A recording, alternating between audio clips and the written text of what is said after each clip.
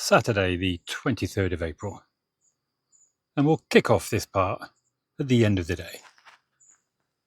We have set up camp in this little municipal site in the village of Albepierre, which is nestled in a mountain valley. And the evening is stunning. Karen is chilling, looking out over the water meadow, which is our municipal campsite for the night.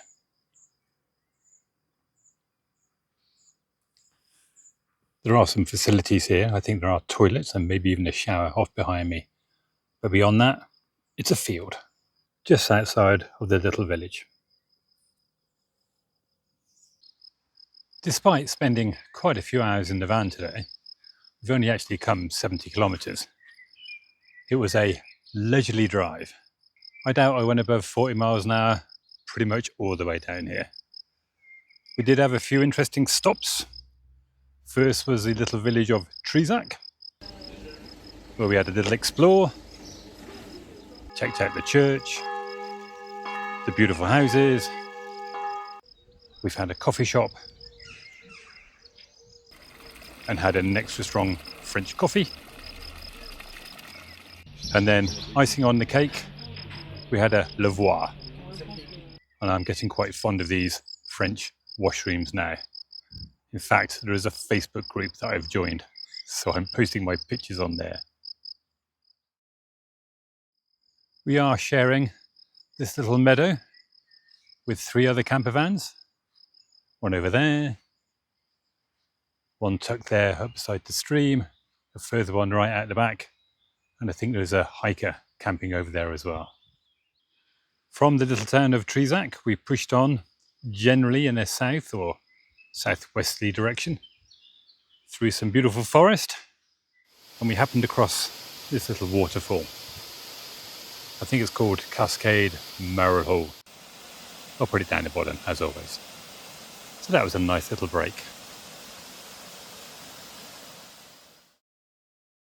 Our third stop was Puy Mary, another long extinct volcano.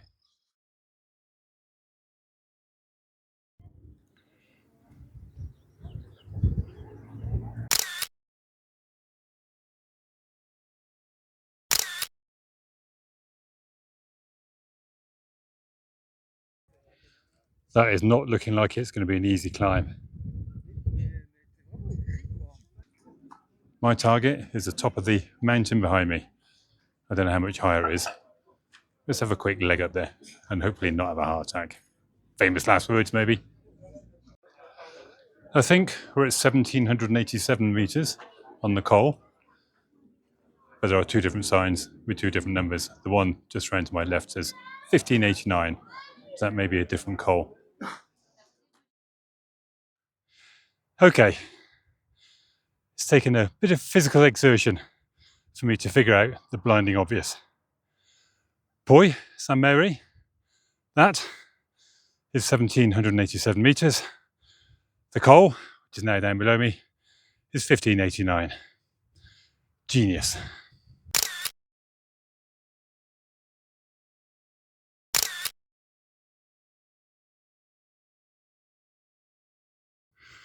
The route up is paved, which I've no doubt is making it a hell of a lot easier than what it would have been otherwise.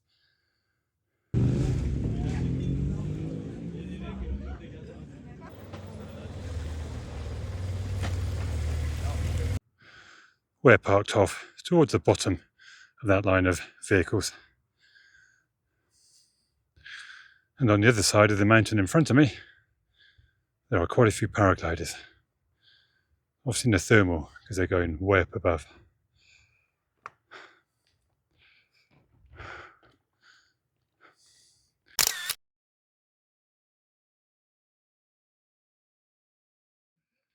Right, I think I can call Puy Mary conquered, even if I am a bit short of breath.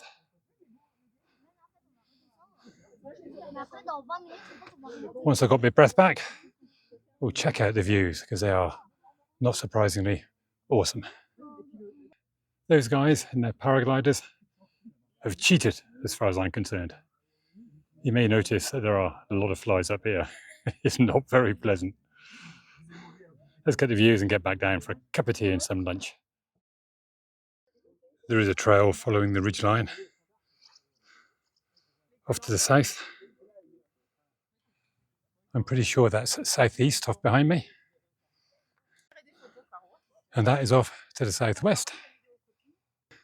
And that is looking back off to the north with the coal, if I can get my finger on it, just there, and the cars behind it going back down the hill. And of course, there are a couple of the obligatory rock piles.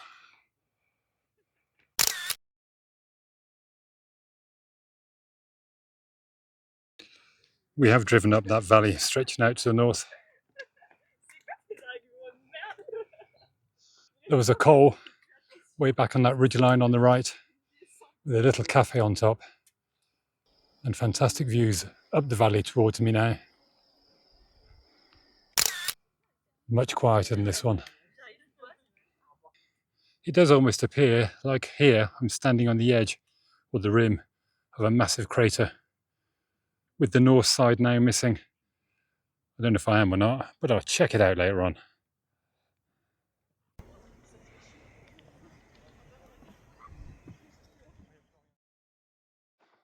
That wasn't actually that tough. I think we did more climbing on our walk around the Puy the other day. Having said that, I'm not quite at the bottom and I could still be in the heart attack zone. Hopefully not.